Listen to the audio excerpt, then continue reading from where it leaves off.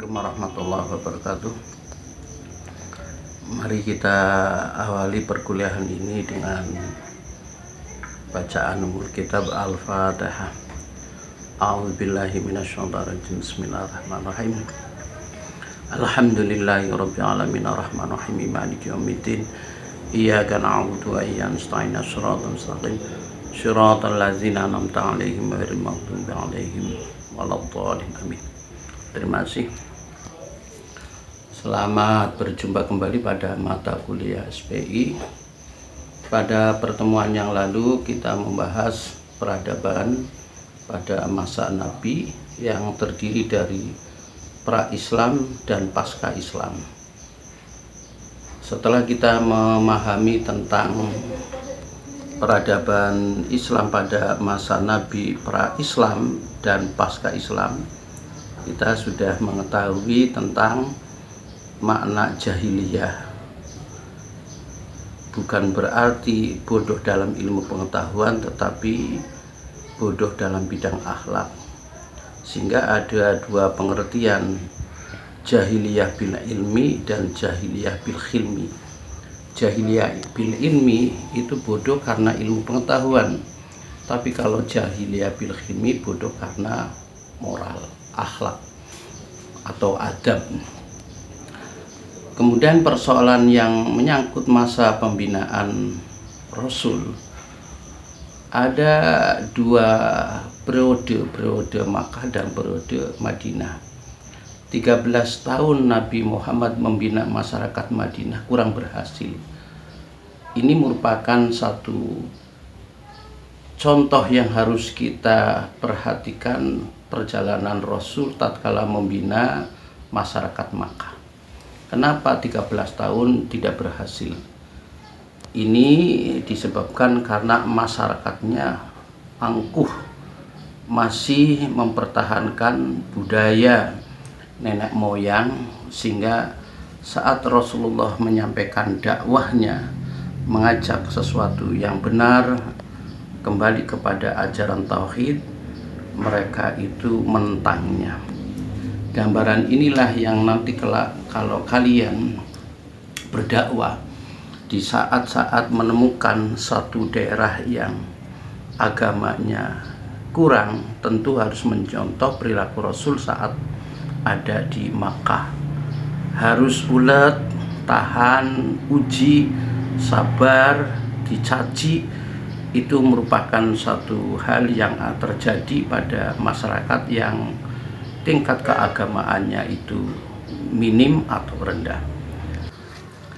Pada masa Madinah berbeda dengan masyarakat di Mekah, di mana masyarakat Madinah masih ajaran tauhid yang dilaksanakan atau diyakini oleh masyarakat Madinah. Begitu Rasulullah hijrah di kota Madinah, masyarakat Madinah merasa gembira bahwa akan ada pelurusan ketauhidan dari tauhidannya Nabi Ibrahim alaihissalam. Sehingga ini menjadi satu gambaran. Orientasi pendakwahan Rasulullah di Madinah berbeda dengan orientasi pendakwahan Rasul saat ada di Mekah. Lebih menitikan pada urusan ibadah, muamalah, serta siasah. Sehingga dalam waktu 10 tahun Nabi Muhammad membangun peradaban Islam di masyarakat Madinah cukup berhasil, sampai Rasulullah mendapatkan satu wahyu dari Allah saat akan meninggalkan, al-yawma akmaltu lakum dinakum wa atmamtu alaikum ni'mati wa raditu lakumul Islam madinah. Allah telah merestui, rela bahwa Islam menjadi agama yang dianut oleh umat Nabi Muhammad SAW. Muhammad sebagai manusia biasa tentu menemui hal yang sama seperti manusia, walaupun statusnya adalah Rasul atau Nabi. Kematian tidak bisa dipungkiri. Namun beberapa hal para sahabat selalu menanyakan, warisan apa yang harus kita jalani, kita lakukan, kita kerjakan. Rasulullah selalu mengatakan, antum a'lamu bisu'uni umuri dunyakum, kalian lebih tahu tentang urusan duniawi.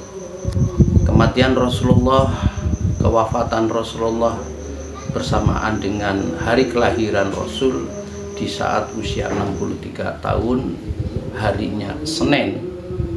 Namun ada sesuatu hal yang sangat urgen, bahwa pemakaman Rasulullah tidak segera dilaksanakan, tetapi menunggu kesepakatan siapakah yang memiliki kewenangan untuk melakukan prosesi pelepasan jenazah. Di antaranya Rasulullah itu adalah sebagai pemimpin, sebagai pemimpin umat manusia, sebagai istilahnya dalam hal kepemimpinan, bahwa Rasulullah adalah pemimpin umat Islam. Disitulah akhirnya muncul beberapa pertemuan-pertemuan untuk melakukan satu kesepakatan. Pertemuan di Bani Sakifah yang dihadiri oleh utusan-utusan kabilah-kabilah, suku-suku, membuktikan bahwa proses demokrasi telah dibangun oleh para sahabat. Terjadilah kesepakatan bahwa Abu Bakar Siddiq terpilih, walaupun pada prosesnya antar suku mencalonkan pemimpinnya. Namun dengan berbagai hal Abu Bakar dijadikan sebagai khalifah, disepakati oleh semua kelompok. Ini menyebabkan ada kesepakatan yang harus dipahami. Proses demokrasi, suara terbanyak itu akan dijadikan pedoman, walaupun ada kelompok kecil yang merasa kecewa. Lebih-lebih Ahlul Bait dari keluarga Nabi yang saat itu tidak hadir mengikuti pertemuan di Bani Sakifah menjadi satu alasan bahwa pertemuan di Bani Sakifah itu tidak sah karena tidak melibatkan ahli bait. Hal inilah bisa kita refleksikan bahwa perpolitikan apabila dalam menentukan suatu kesepakatan pasti ada sesuatu yang mengganjal. Namun kesepakatan yang terbanyak menjadi satu patokan atau pedoman pemerintahan yang sah. Awal pemerintahan yang dilakukan setelah Rasulullah wafat menggunakan istilah khalifah Rasyidin, khalifatur Rasyidin. Khalifah dalam artian pengganti, khalifah dalam artian pemimpin. Ar-Rasyidin, orang-orang yang diberi petunjuk oleh Allah Subhanahu wa taala, orang-orang yang diberi petunjuk oleh baginda Rasul Nabi Muhammad sallallahu alaihi wasallam. Hal ini menjadikan satu pedoman bahwa di kemudian hari ada satu keinginan untuk mengembalikan sistem pemerintahan seperti masa sahabat, karena pada saat itu Rasulullah tidak memberikan satu contoh apapun, tetapi kesepakatan para sahabat menggunakan sistem pemerintahan khalifah. Khalifah yang pertama adalah Abu Bakar Siddiq. Abu Bakar Siddiq sebagai khalifah pertama yang sah, diusung oleh berbagai utusan suku, kelompok, kecuali ahli bait, menghadapi satu tantangan, cobaan yang sangat luar biasa. Bagaimana mengkondisikan masyarakat yang saat Rasulullah itu damai, yang saat Rasulullah itu patuh, namun di kemudian hari dia membangkangnya. Alasan dia patuh dan tunduk pada pemerintahan Islam pada saat itu karena tunduk pada Muhammad Rasulullah. Saat Rasulullah wafat maka tidak lagi mengikuti aturan-aturan Islam yang dilakukan oleh pemerintahan Abu Bakar Siddiq. Muncul kelompok inkarus zakat, muncul kelompok nabi-nabi palsu, ya, muncul kelompok-kelompok munafik, ya. Itu menjadikan satu prioritas Abu Bakar Siddiq dalam melakukan pemerintahan di awal-awalnya. Pemerintahan Abu Bakar Siddiq mengedepankan kedamaian umat manusia di Madinah dan daerah-daerah kekuasaannya melalui suasana yang sejuk, yang damai. Pemberontakan pada kelompok-kelompok yang menentang mulai dilakukan oleh Abu Bakar Siddiq, gitu kan. Nabi-nabi palsu yang mengaku sebagai nabi setelah Muhammad, seperti nabi-nabi Musalamah al-Kadzab, itu pun harus diselesaikan. Inkarus zakat, mereka itu membangkang tidak lagi membayar zakat. Kita tahu bahwa zakat itu adalah sebagai investasi negara, kekayaan negara yang harus diolah dan dibelanjakan untuk kesejahteraan. Tapi saat itu muncul kelompok-kelompok inkarus zakat, maka harus diselesaikan. Beberapa hal yang menarik tatkala pemerintahan Abu Bakar Siddiq, beliau melakukan kekuasaannya mengikuti apa yang telah dilakukan oleh Rasul. Bahkan sejak awal pun dia pun sebenarnya tatkala ditunjuk sebagai khalifah pengganti Rasul selalu menolak karena Rasulullah tidak pernah memberi petunjuk kepadanya. Namun karena itu adalah amanat umat Islam pada saat itu, Abu Bakar menerima. Beberapa hal diantaranya, saat Abu Bakar Siddiq memerintah, perlu pula ada semacam pedoman yang harus diwujudkan sehubungan dengan kitab-kitab atau tulisan-tulisan Al-Quran sebagai pedoman Rasul telah tercecer, yang ada di dalam pelepah korma, yang ada di dalam daun-daunan bebatuan yang ditulis saat masa Rasulullah punah. Maka perlu diwujudkan kodifikasi Al-Quran.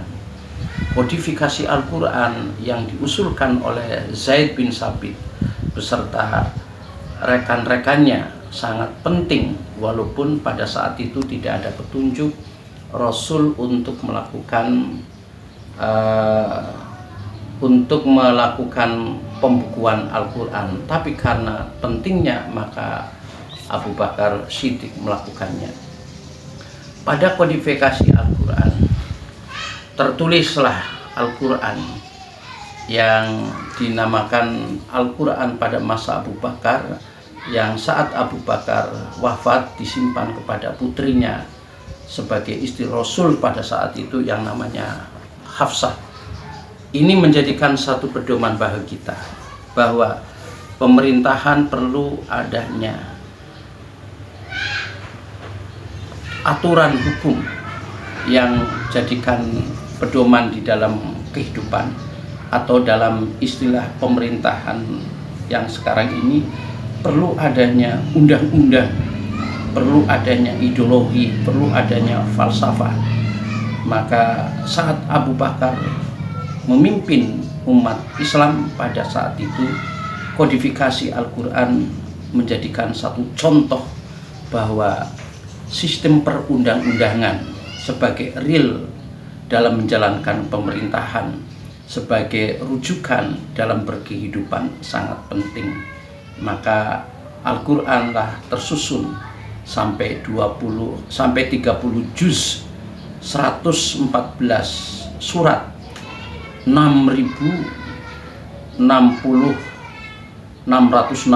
atau dalam yang sangat sederhana itu 6.000 ayat, itu kan 6.000 ayat.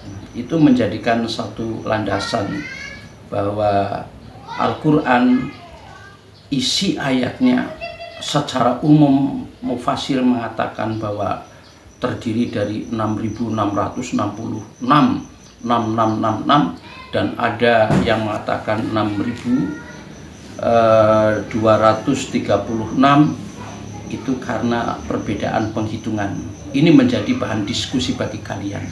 Sebenarnya mata kuliah tema peradaban Islam pada masa Khulafaur Rasyidin, masa Abu Bakar Siddiq, dapat kita simpulkan bahwa sistem pemerintahan demokrasi sudah lebih awal diberikan contoh oleh pada masa Abu Bakar. Bentuk pemerintahan khalifah yang kadang dijadikan satu keinginan umat Islam mengembalikan sistem pemerintahan khilafah, itu pada hakikatnya makna khalifah sebagai pengganti, makna khalifah sebagai pemimpin. Sebab kalau sekarang muncul sistem pemerintahan khilafah, masa-masa kejayaan umat Islam menggunakan sistem pemerintahan, sistem khalifah, mampu mengembangkan pemerintahan sampai ke negara barat. Kemudian yang kedua, bahwa program yang dilakukan saat ditunjuk atau dipilih menjadi khalifah itu pun menjadi satu keharusan yang sampai sekarang 100 hari dilantiknya pemimpin, apakah bisa mewujudkan program-program yang telah dilakukan. Abu Bakar Siddiq ada beberapa prioritas program. Yang pertama adalah penumpasan nabi palsu, yang kedua inkaru zakat, dan yang ketiga adalah kodifikasi Al-Quran. Yang ketiga, perlu dipahami bahwa pemerintahan Abu Bakar Siddiq merupakan salah satu khalifat ar-Rasyidin, yakni masa-masa sahabat yang mendapatkan satu petunjuk. Oleh karenanya, apa yang dilakukan oleh masa Khulafaur Rasyidin selalu mengacu kepada petunjuk Rasul maupun petunjuk yang ada di dalam Al-Quran. Oleh karenanya, semua itu bisa dijadikan contoh kepada generasi penerus apabila dalam melakukan satu kegiatan perpolitikan, maka pola-pola sistem pemerintahan masa-masa peradaban Islam, masa Khulafaur Rasyidin atau pada masa-masa berikutnya, ada sesuatu yang baik yang harus kita ambil dan ada sesuatu yang kurang pas yang harus kita ganti. Itulah yang dilakukan oleh orang Ahlus Sunnah wal Jamaah, Al-Qadimus Sholih wal Ahdu bil Jadidil Aslah. Kita wajib melestarikan budaya peradaban yang lama masih eksis, dan kita harus bisa mengambil budaya baru yang lebih bagus. Saya kira itu yang bisa saya sampaikan. Mohon didiskusikan bahwa terkait dengan pertama, pemilihan Abu Bakar Siddiq sebagai khalifah, bagaimana prosesnya, kenapa ada sekelompok kecil yang bertentangan atau yang tidak bersepakat. Yang kedua, mengapa mereka itu tidak mau membaiat kepada Abu Bakar Siddiq sebagai khalifah, sehingga apa yang pernah dilakukan oleh Rasul, mereka itu menentangnya. Dan yang ketiga, kodifikasi Al-Quran, bagaimana proses pembukuan Al-Quran pada awal-awal Al-Quran dibukukan pada masa Abu Bakar Siddiq. Demikian pertemuan ini, mari kita tutup dengan bacaan hamdalah. Alhamdulillahirabbil alamin. Akhirul kalam. Assalamualaikum warahmatullahi wabarakatuh.